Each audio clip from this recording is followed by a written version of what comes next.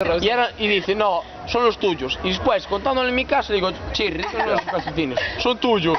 Y otro día dice Y después, y un día coge y me lo revienta cortándose el cristal con el pie. Es que tú eres melón. Y cuando Roy les dijo, y Roy que dijo una vez, Arregla haciendo un. Chirri, 1, 2 y 3. No, a la de 3, 1, 2 y 3. ¿Qué te das? Ahora está sobre Hacer un, saca una foto. Push, hiciste push. No llames a chaos, Toma chao. No llames a Dame chaos. una regaliz que Carmiña no las vende a 5 euros. No, Carmiña es una tangona y Josefa más. Josefa, un día me quiere tangar. Está haciendo un vídeo fijo. ¿Qué me estás contando?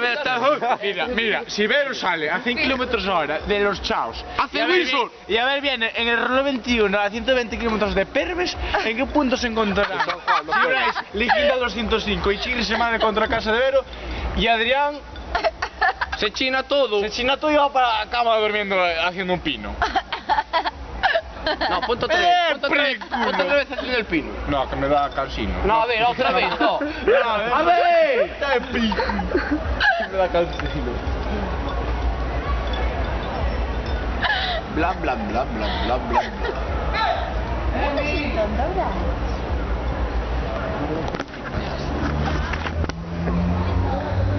Vea pejada, E va, citas.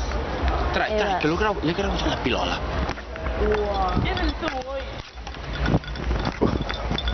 Chirri, espera. No seas cabrón. Que le quito el zoom. ¿Cómo se quita el zoom?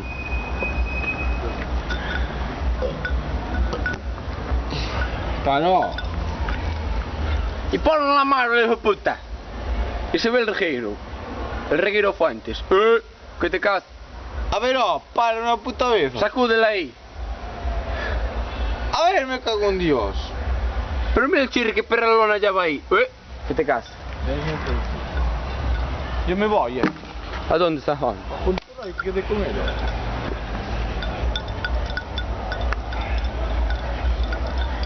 Eres como que intentas. Buah, vaya línea, chaval, cuidado. Parece un láser. Mira. Parece un láser. Eso es la luz, Bryce. Me parece un láser. Muy bien. Tienes caca en la oreja. A ver, espera. Tenía para. Y el cuarto que A ver,